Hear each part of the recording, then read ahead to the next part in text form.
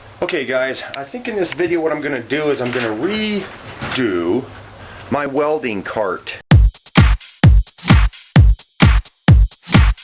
I've been having some trouble with this thing. I mean, this was one of the first things I ever built, and I've had it for a long time, so I think what I'm going to do is build a new one. What I'm going to do is I'm going to take out that square that's on the bottom there, that second shelf part, and I'm going to end up making that the top. So let me pull out my cutting wheel and start chopping this thing apart. Now the reason that I'm doing this is because when I built this, it just doesn't roll very good. The way the casters are welded onto the bottom there, they're not lined up, and whoa, see, it's not very stable. So what I'm going to do is I'm going to redo this. Probably put these little wheels on the back, and then put some regular casters in front. I might use the existing ones that are on there. Not really too sure yet.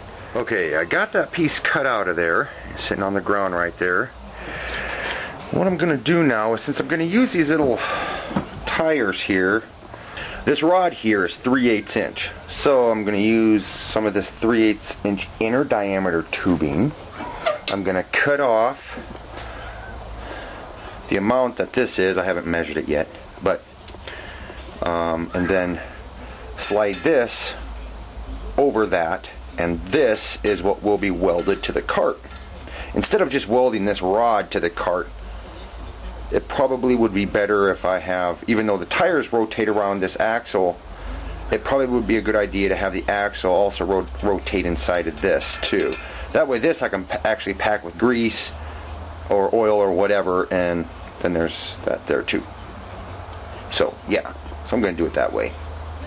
Just because sometimes you feel like a nut, sometimes you just gotta do what you gotta do. So that's what I'm gonna do. Alright, so I hacked off the two front legs that were at an angle.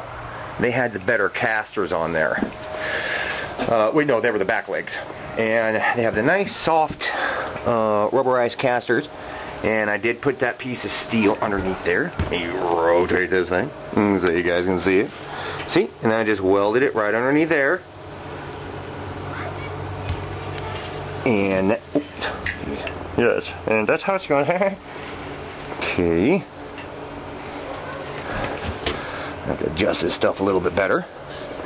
And then what I'll do, crazy kid, is I'll put a bar across here, probably equal the length down there. Yeah, I know I was going to use that for the top bar, for the top piece, but I decided not to. Changed my mind.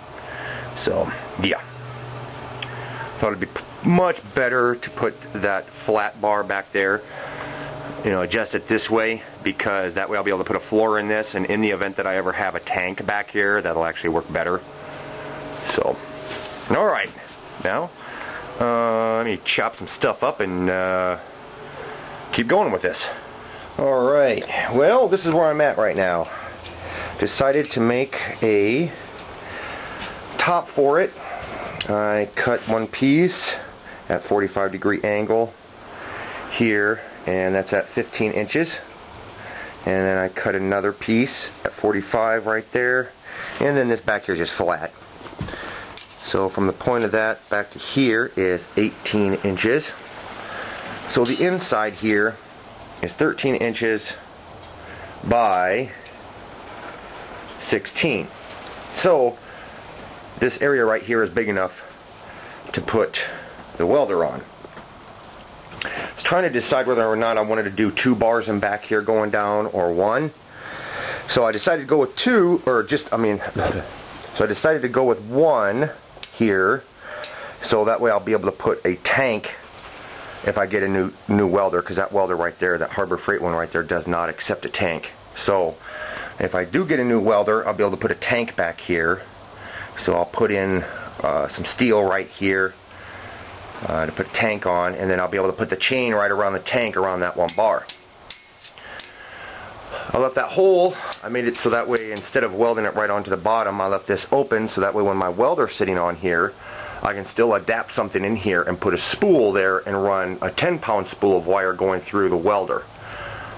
and I'll show you that here in a little bit.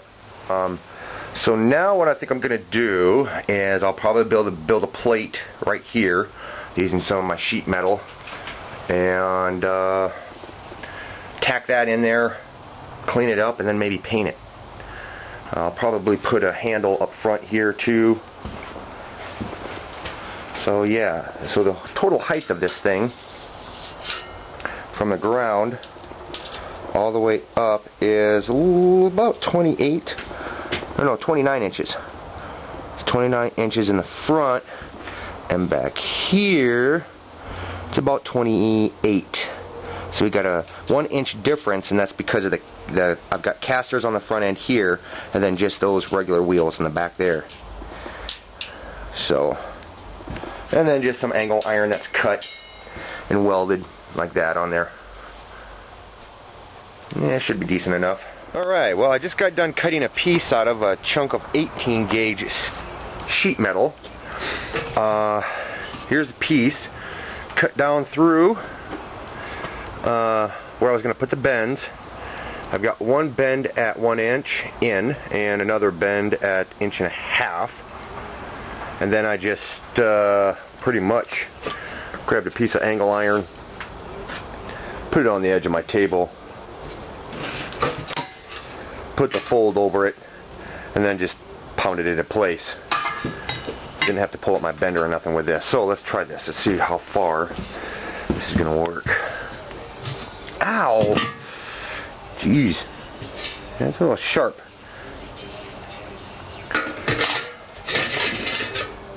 That's cool. Got a lip there. All I have to do is tack these areas up with some weld. And I might maybe put, well, I don't know. I don't know what I'll do here. Maybe I'll just tack it in there and then just leave it. Yeah. So let me do that quick. There we go. Welded it in 4 spots. And, well, 5 actually. 1, 2, 3, 4, 5 on this back part. And then 3 right here. And I don't know if I'm going to have enough space to put a tank in here, but that's alright because I'll be able to pound this lip down. But I think I probably will. And then I put this little handle on here. You know, all I got to do is grind off all my splatter and get ready to paint it. I think I'll paint it white, just because I wanna.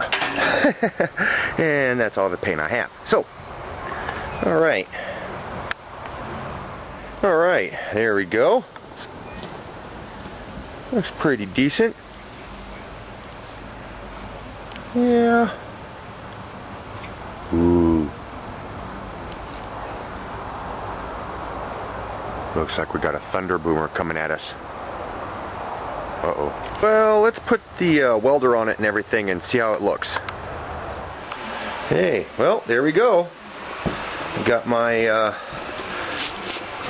got a piece of just expanded steel resting in there. Got a little regulator here. I don't even think this thing even works, but this is pretty much where I keep all my spare nozzles, all my spare cutting blades. This is a new cutting blade in the bag, and yeah. So I might yet add another shelf in here. I don't know. Right now it seems to be pretty decent. Yeah. And then when time calls for it, I'll be able to put a bar down in there, and you see that I've got my hole cut in the back of my welder, so that way if I go to put a 10-pound spool on, see how that's going to work? Be able to slide a bar down in here, put something, you know, cut this off a little bit, slide the bar down in there, then my wire will feed right in to the back of the thing, back of the welder. I don't know how well that'll work if I have a tank on. Well, I guess it doesn't really matter because this welder isn't set up for a tank, see, or else thered be a line coming out. So yeah, there we go. Built a new welding cart. That's cool.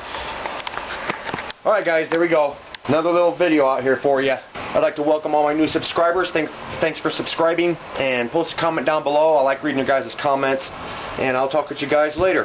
Bye-bye.